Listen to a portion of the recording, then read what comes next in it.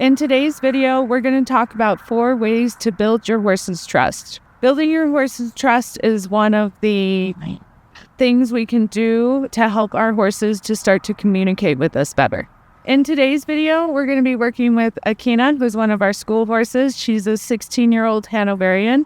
She came to me because she had degenerative disease of the suspensory ligaments and was apparently unsound for riding, but through the work we've done with her, she's actually a really good school horse and can do lots of advanced work, but also is very good about teaching beginners and showing people how to speak in the classical equitation. The first way we're going to talk about to build your horse's trust is to be fair in their connection.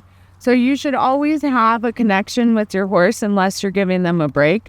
And once you have a horse that understands connection, then you can start to let them go. But you always need to be fair in your connection with the horse. This means that your connection should be something that the horse can connect with, but also never comes at them. This translates over to not pulling and also to not always changing the goalpost of your hand. So with your connection, the connection should be like a wall. See, the horse isn't going to argue with the wall, but the wall is also not going to come at the horse. So when I say you need to be fair in your connection with the horse, what that means is that your connection doesn't come at the horse. So if I start working with her, and this horse does like to push through people's hands a lot just because of the way she's built, when I fix my hand, if she creates that dent in the corner of her lip like she just did there, she should fix it. So she got a little bit ahead of me, and so you could see that she got ahead of me, and then she readjusted to my hand. So essentially, my hand was here, and she was here. And she realized that she was ahead, so she got here with my hand. But if my hand had then changed the goalpost to here, that would be unfair in the connection with her. So you always want to make sure that your connection is not coming at the horse and that you always let the horse come into the connection. So if the horse is ahead and they get with you, you don't then move the connection further back. And this also works vice versa, that if your hand is always out ahead of them, and every time they come into your hand, you then move your hand further forward, the horse is never going to want to be in the connection because you're not being fair with them. So let me show you what that would look like. So when I'm ahead of her, see how she comes into my hand, and now she's with my connection again. So if I kept extending it further and further forward, that would be unfair in my connection with her. The next thing you can do to build your horse's trust is not ask them to do things that they can't do physically or emotionally.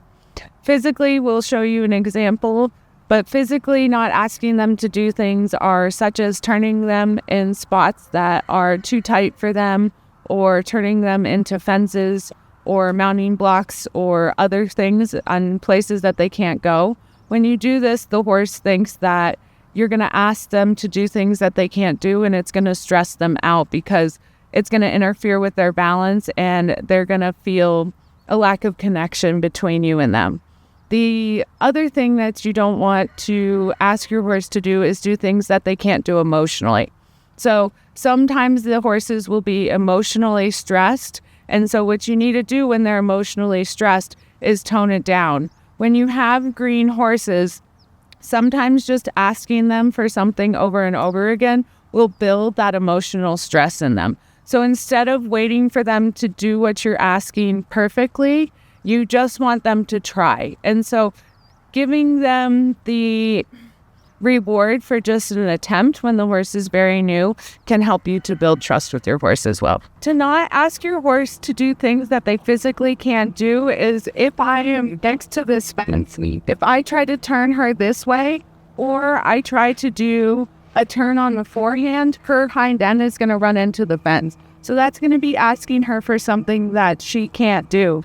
If I do want her to come off of the fence, what this means is that I'm going to need to give her space so that she has a spot to put her hindquarters into. And this doesn't just apply to the fence, it also applies to gates and mounting blocks and other things, that we have to realize that the horse is much longer than we are, and that we always have to consider that their hind end might crash into things in spots where we can turn in a tighter space. The next thing you can do to build your horse's trust is give them their freedom. What this means is giving. A lot of people talk about giving when they're working their horses, but what they do is abandon.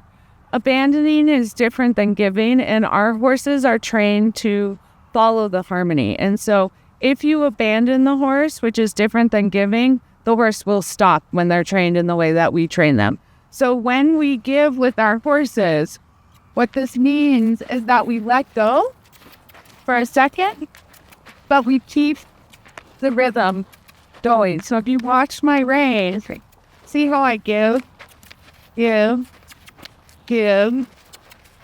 but I don't abandon.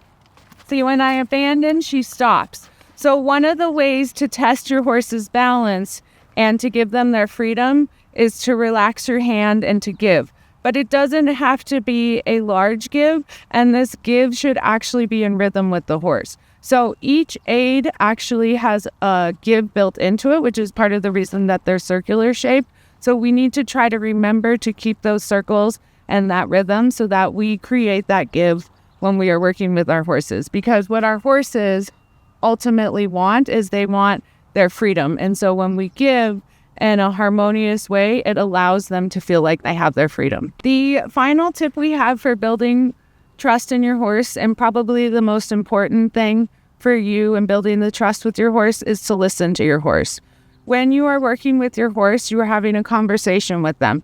You ask them questions and then they respond to your questions. And then you keep reframing the questions to get what you want.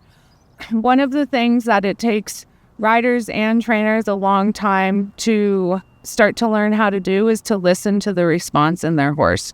So the most important thing that we can do as riders is listen to the response in our horses. Notice when things are harder, notice when things are easier, and also notice their anxiety levels. And so we want to pay attention to all these things when we are working our horses. And by doing this, our horses will start to build trust in us because they will start to realize that it's not just me coming out and bullying them and telling them what to do. And in fact, when I have horses that have physical issues like Akina here, that she has learned that she can show me what she needs in her body to help her that day. And the way that I've done that is through building trust and listening to her. If you want to learn more about work in hand and how to get a more harmonious relationship with your horse and learn how to communicate in harmony with your horse, check out our online Harmony in Hand course. The link is in our bio on the Instagram.